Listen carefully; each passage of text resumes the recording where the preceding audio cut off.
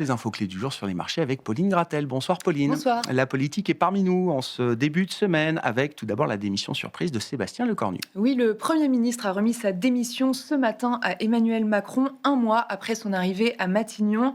Le gouvernement Lecornu présenté hier soir était déjà vivement critiqué et il n'aura duré que 14 heures. Dans ce contexte, le CAC 47 du terrain, les banques sont en première ligne, on y revient, et les rendements français se tendent. Oui, le 10 ans français qui se tend d'une dizaine de points de base. Oui, il flirte avec les 3,60% et le rendement à 30 ans se tend aussi au-delà de 4,40%. Le spread de la France est au plus haut depuis 10 mois, jusqu'à 89 points de base avec le rendement allemand à 10 ans qui évolue entre 2,70 et 2,75%.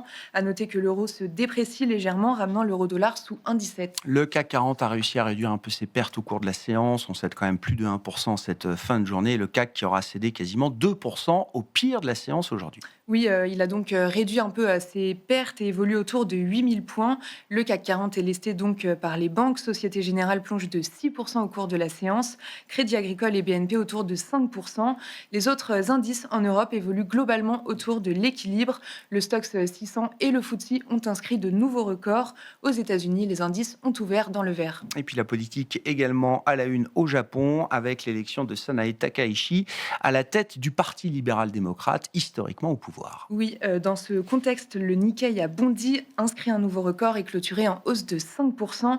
Le MSCI Asie-Pacifique a également inscrit un nouveau plus haut en clôture. Sur les marchés obligataires, le rendement japonais à 10 ans est au plus haut depuis un an, autour de 1,70%. Et du côté des changes, le yen a chuté de 2%.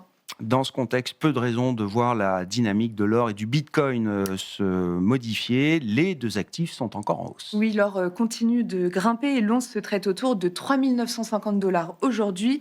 Concernant le bitcoin, il a inscrit un nouveau record ce week-end, au-delà de 125 000 $, un seuil qu'il tient encore aujourd'hui. Côté entreprise, OpenAI et AMD annoncent aujourd'hui un nouveau partenariat. Oui, AMD s'envole à l'ouverture de Wall Street de plus de 30%. AMD annonce qu'il fournira les puces d'IA à OpenAI. La start-up entre au capital de AMD à hauteur de 10%. Cet accord stratégique va durer plusieurs années et devrait rapporter plusieurs milliards de dollars de revenus annuels à AMD. Et puis la chute du jour en Europe dans les valeurs petites et moyennes et à Paris notamment, c'est celle de SEB. Oui, le titre dévisse de plus de 20% au cours de la séance après avoir lancé un nouvel avertissement sur ses résultats de 2025 et révisé à la baisse ses prévisions de chiffre d'affaires et de résultats opérationnels. Quel sera le programme de demain sur les marchés, Pauline ? Les investisseurs prendront connaissance demain des balances commerciales américaines et françaises pour le mois d'août et plus largement cette semaine, on attend les résultats de LVMH et Delta.